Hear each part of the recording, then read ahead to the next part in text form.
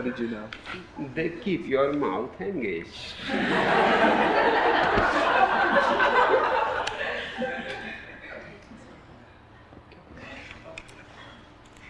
Now, you've made a point in the past that you have a very open sexual commune here.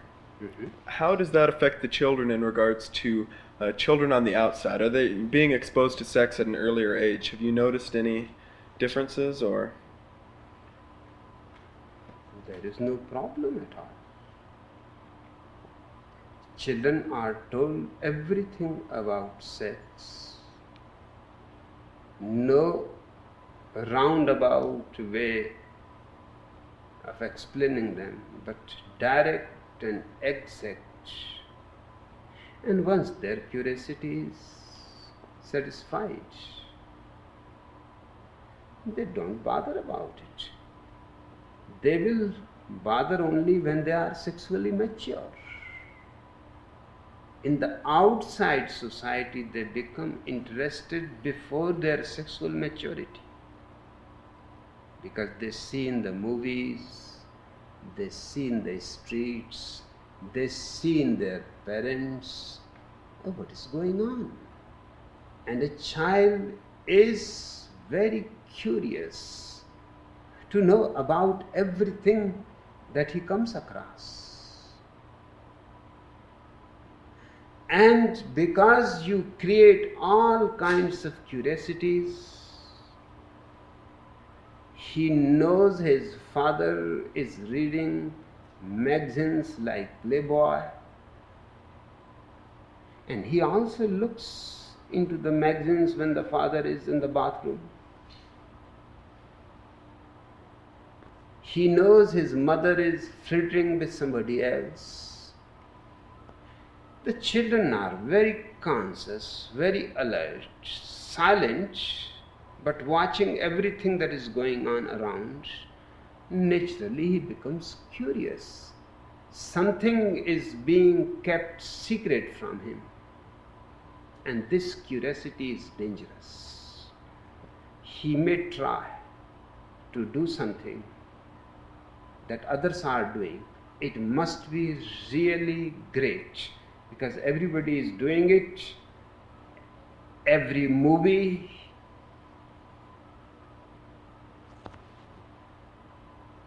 every family, all the children are talking about it. So there must be something really experienceable. But in my community, it's totally different. We tell to our children everything, and we tell to them, you are allowed to ask all the questions. There is nothing to hide, there is no secret. And we tell them that soon you will become mature, soon you will be having sexual experiences. So it is better to be acquainted with all the facts about sexuality, and also all the fictions that have been told to children down the ages, which are all untrue. So we are making them aware of the facts and about the fictions. Then when they are sexually mature, we do not prevent them from having sexual affairs. We simply introduce them for precautions. That is their responsibility. The girl they love, or the boy a girl loves, if she becomes pregnant, she becomes a burden on the boy, and she becomes burdened by her own act. So we provide to them all birth control methods.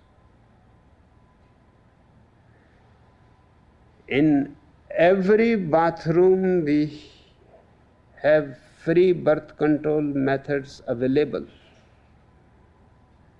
They can go to the medical, they can get the pill. We help them in every way. We don't want them to remain celibate, because celibacy is the cause of AIDS. We want them to know as many girls, as many boys,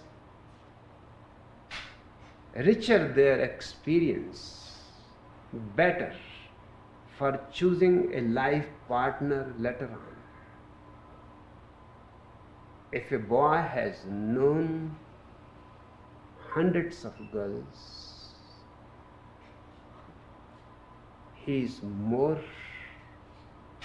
experienced and more capable of finding the right girl with whom he can manage to live. There will be less nagging, there will be less fighting, there will be less jealousy, because the girl has also experienced hundreds of boys, and then she has decided for this boy. The boy had experienced hundreds of girls, then he has decided for this girl. They both know. And even after marriage, in my commune, it is absolutely allowed that if the girl wants to go with someone for a day or two, or the husband wants to go with someone, it should be respected. It is their freedom. And once in a while, a little change is always good. And it is not destructive of marriage. On the contrary, it helps the people to remain together. Their love becomes more and more of a friendship. In the ordinary world, people are together, but their love becomes more and more intimate enmity. Here, their togetherness becomes more and more intimate friendship. And any day they want to change their partners,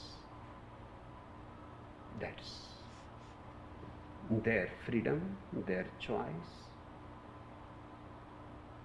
So nobody is crying and weeping and screaming. If you hear anybody screaming, crying, you should know that he is doing dynamic meditation. It is not the ordinary screaming that goes on in every household. And we give them 1 hour every morning to scream as much as they can. So for 23 hours there is no need.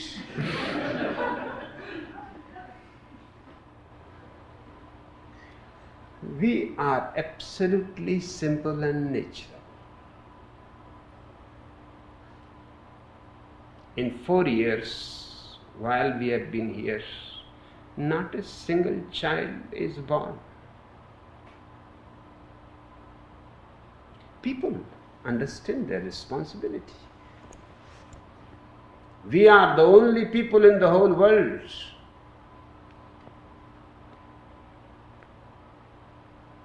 who understand responsibility. Right now, the world population is 4 billion. And it is increasing with a rate of 1 billion per decade. By the end of this century, there is not going to be elbow room. On both the sides you will find somebody standing.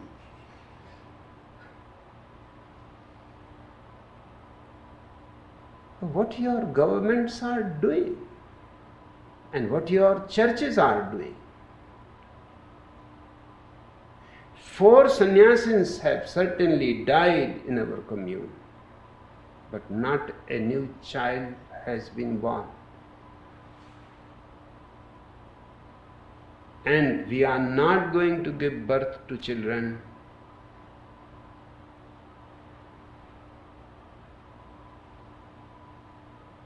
till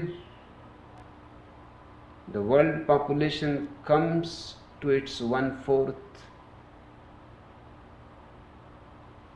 1/4 of what it is today? What it is today.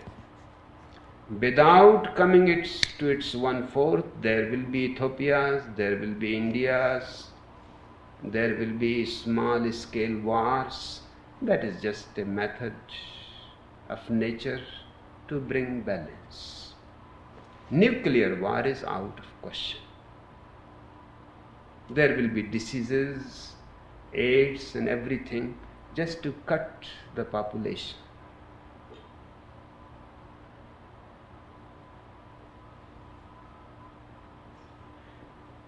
But my commune is perfectly responsible, happy, rejoicing. It is not anybody controlling them. We only inform them that these are the facts. Now you are intelligent enough to draw the conclusions. And my communes are certainly intelligent enough. Almost everybody is a graduate. Most of the people have master's degrees.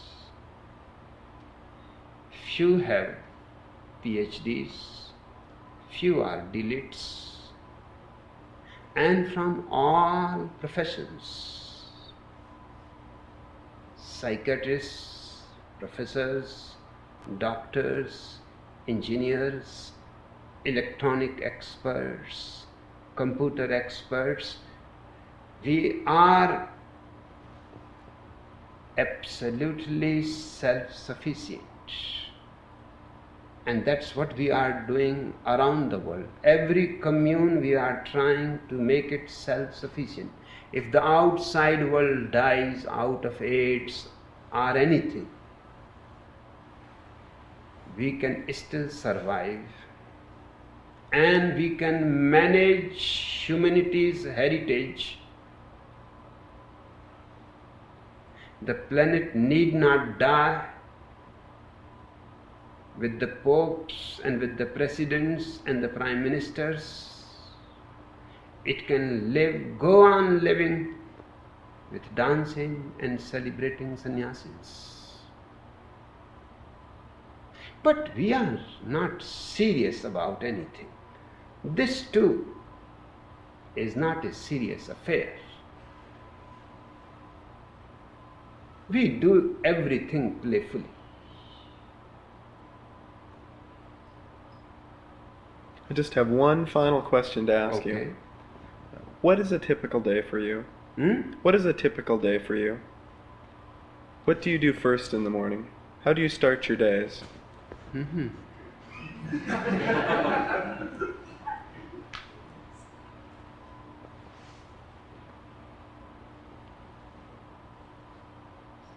First,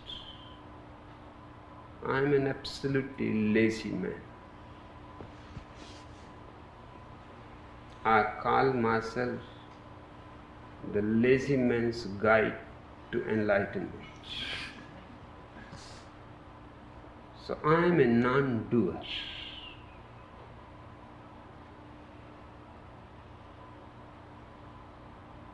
In the morning, I have to be awakened, otherwise I am not going to wake up.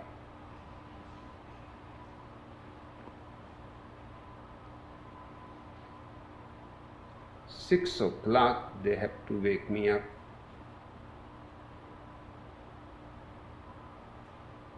Then I take 1.5 hours in my bathroom, relaxing in my bath. I love my bathroom the best. It is my temple. And they have made for me really beautiful, gorgeous bathrooms. Not only one, because I am always for everything two, not less than that. Because if something goes wrong in one bathroom, I am not going to miss my bath. The second bathroom has to be constantly alert and ready. So 1.5 hours I enjoy in my bathroom.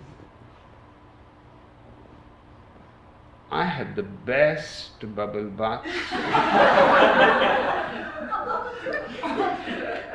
I am allergic to perfumes, so only I can take herbal bubble baths. If you come to my bathroom, you will be surprised to see what a treasure I have got there. The world's best shampoos,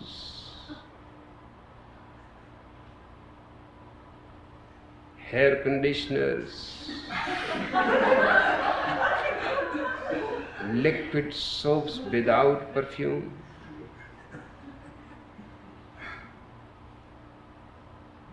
all kinds. It is really difficult for me every day to choose what.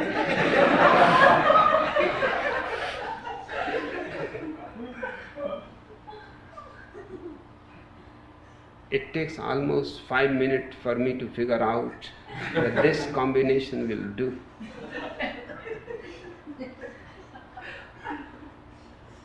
After my 1.5 hours, I take 1 glass of juice, that is my whole breakfast. And then I go for my morning talk, 2.5 hours with my sannyasins, gossiping. I don't have any gospel. I have only gossips. And I laugh with them, enjoy with them. 11, I'm back. 11 is my time for my lunch. That has been for my whole life. I have never missed my lunch at 11.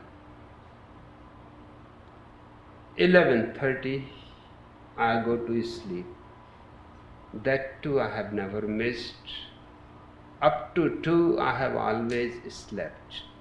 For the simple reason that if you sleep in the day for 1 or 2 hours, you have 2 mornings instead of 1. And why miss the other?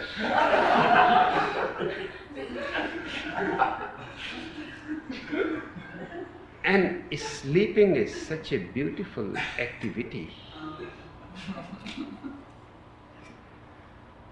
that the founder of yoga, Patanjali, has described that the ultimate state of consciousness is very similar to deep sleep. The only difference is that in ultimate state of consciousness, what he calls samadhi, one is aware. In deep sleep, one is not aware. For me now there is no difference. My sleep is my samadhi. I am aware. So I am enjoying my sleep in a double way. Patanjali, Buddha, Mahavira, all those great Indian founders of religion missed something that I am enjoying. They missed the afternoon nap. Okay.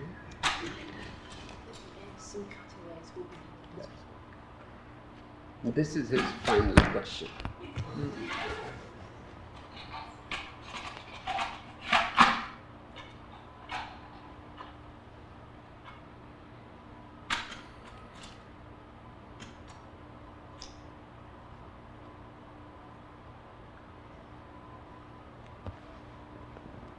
They could not sleep because all these so-called great prophets and messiahs were fulfilling the expectations of mediocre people who were their followers. Now, it doesn't look right for a Buddha to sleep in the day. It looks lazy. It looks luxurious. And Buddha has not guts enough to say to those followers that if you cannot accept me as having an afternoon nap, then just get lost. Just to fulfill your expectation, I am not going to change myself. Many times, many people have asked me that a religious man should wake up, particularly in India, at 3 o'clock in the morning. That is the traditional Indian spirituality. 3 o'clock in the morning. I said, I am ready to lose my enlightenment, my religiousness and everything, but forget completely that I am going to wake up at 3 o'clock in the morning. That is the best time to sleep. The most precious time is between 3 and 5. Those 2 hours are the deepest, and now it is a scientific fact.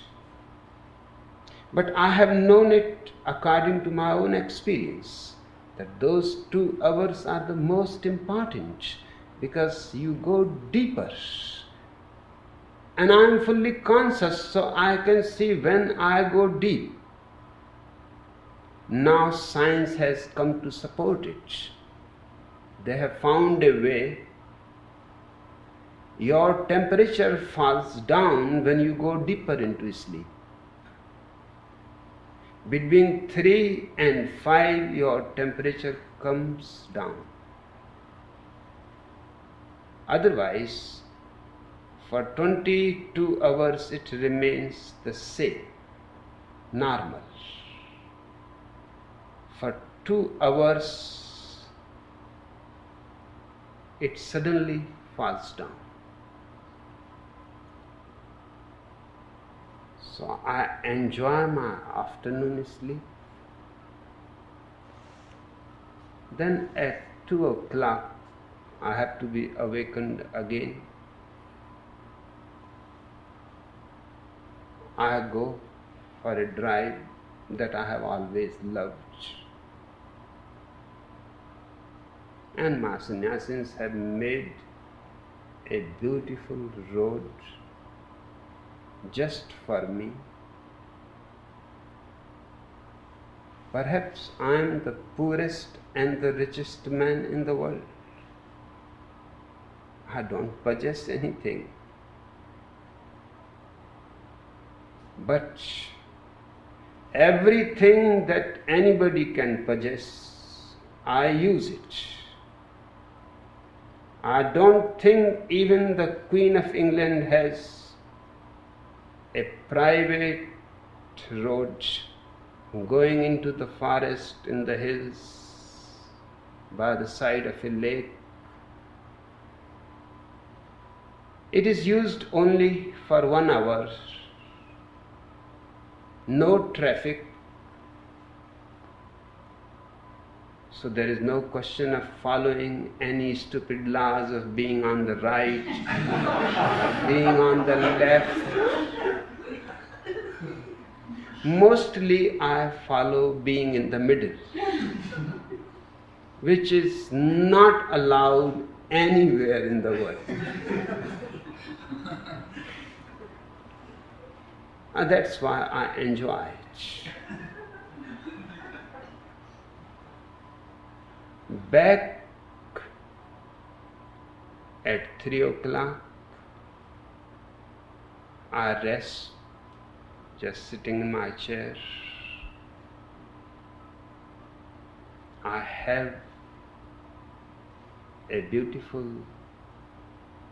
haiku from a Japanese poet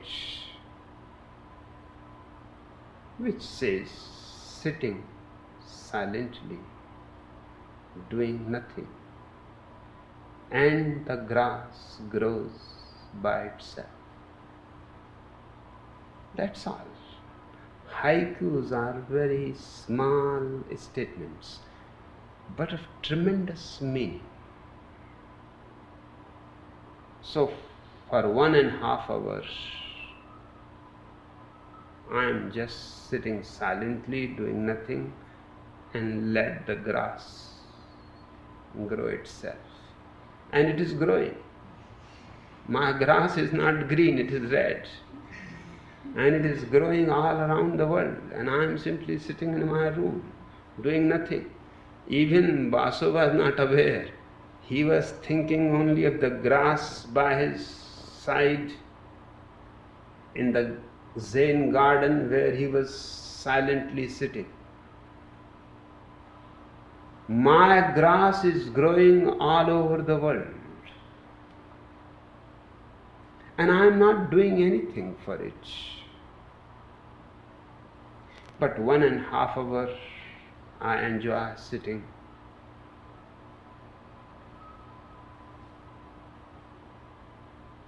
Then again for 1.5 hours I am back into my bathroom for my evening shower. Then I have my supper. And from the supper I come directly here for the interviews. By 9:15 I will be back. Then my personal secretary has 1 hour, 2 hours, whatsoever she needs. Any advice for the commune around the world, any letters to be answered. Mostly they do themselves. Unless they find something that needs my advice, they bring it to me. 11 in the night, all my life I have eaten a certain kind of Indian sweet that I eat and go to bed. Without eating my sweet, I cannot sleep. What kind of a sweet is it? It is a Bengali sweet which is not known in the West, but is the best. It is made of milk, but the butter is taken out.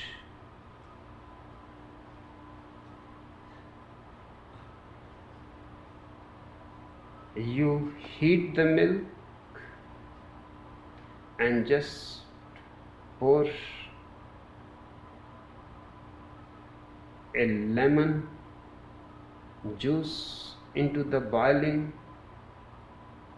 milk, and it separates butter,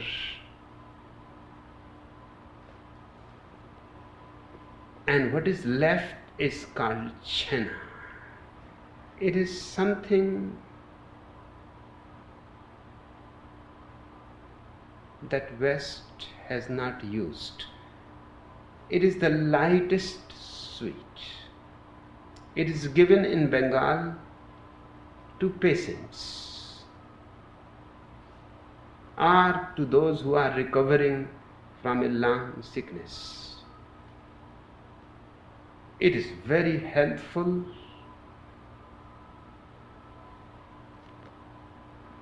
and tremendously delicious.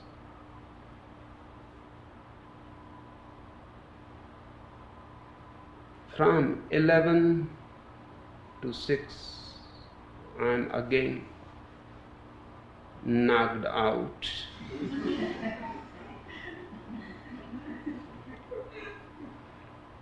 And if existence wants me again tomorrow, I will be awakened. Otherwise, I am gone with the wind.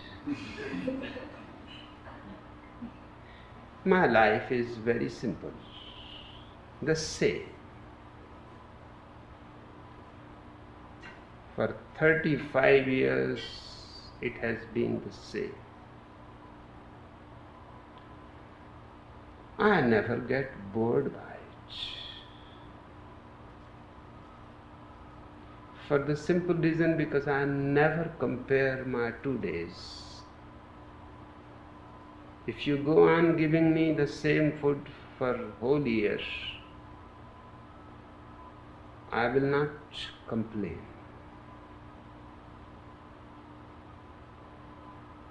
Because I don't compare. Yesterday is gone, finished. I again enjoy the same food with the same freshness, with the same excitement, with the same enlightenment as I have always done. My people go on doing everything for me. You see this beautiful robe, you were impressed by the colors. My people make my robes, my people make my shoes, my people make my watches. Everything that I have on is made by my people.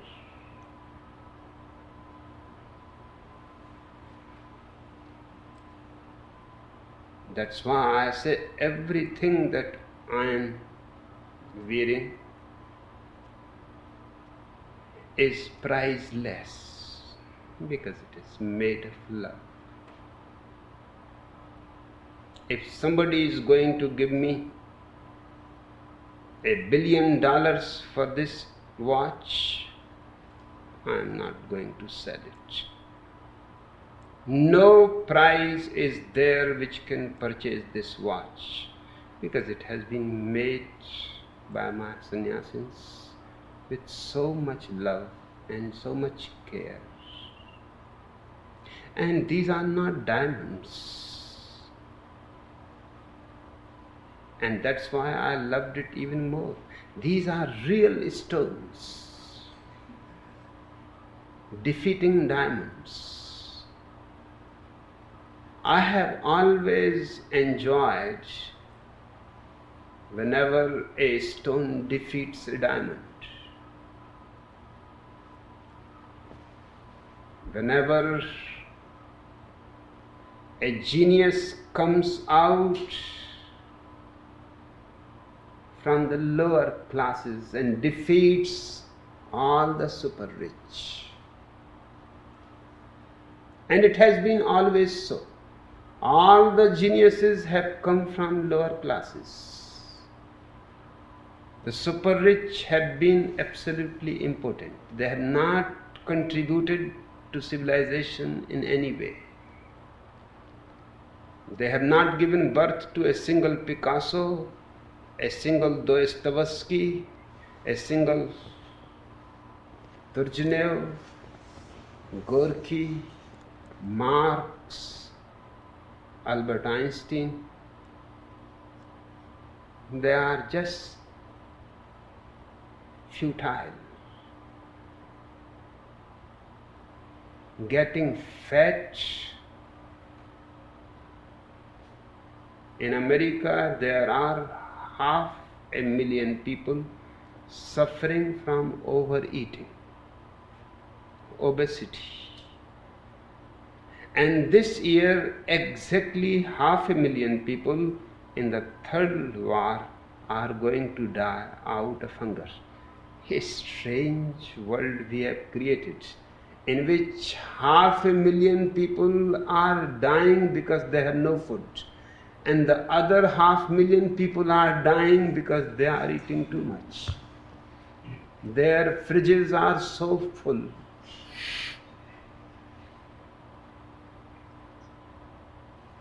I have heard a story.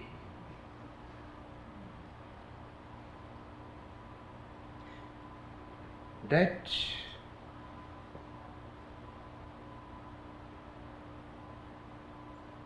a man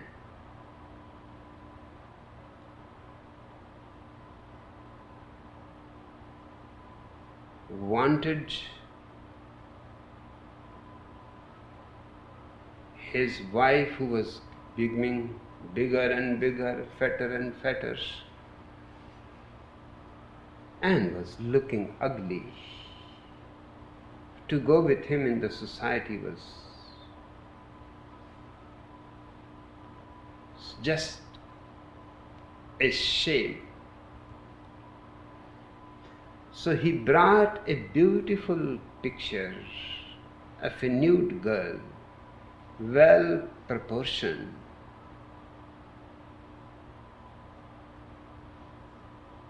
and put that picture inside the fridge. Because his wife was continuously going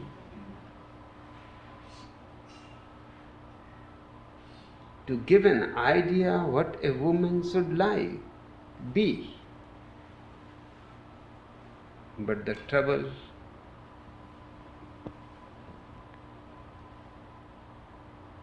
changed its way.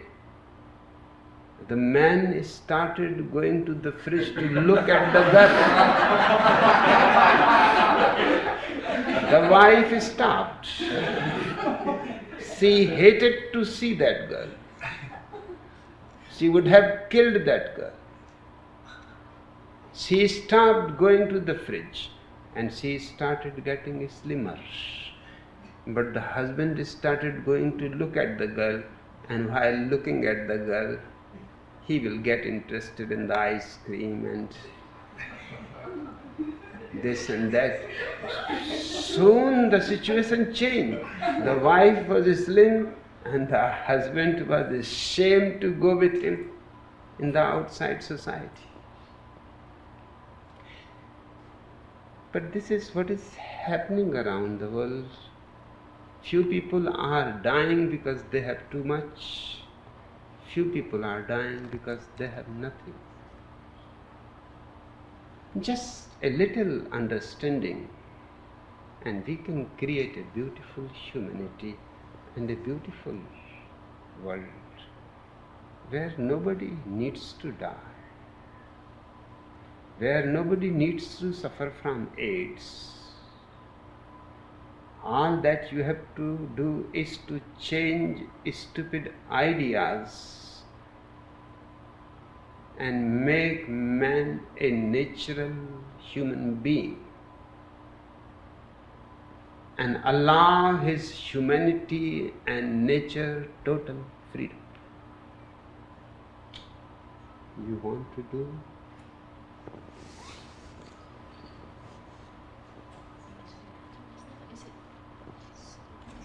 Isabel.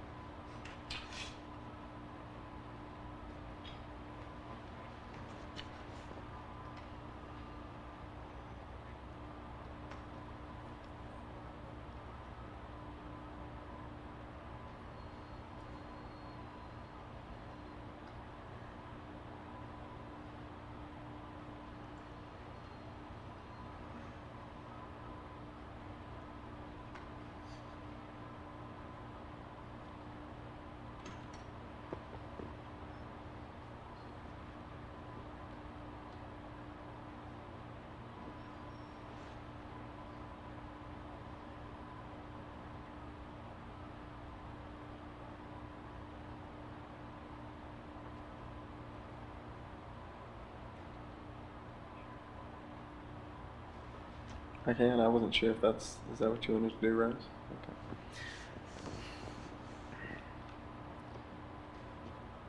What is a typical day for the Bhagwan Sri Rajneesh?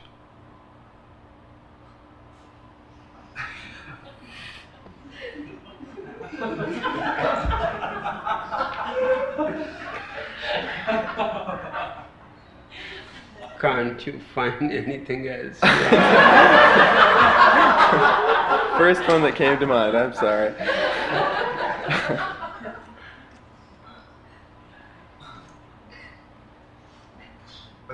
I think we got enough.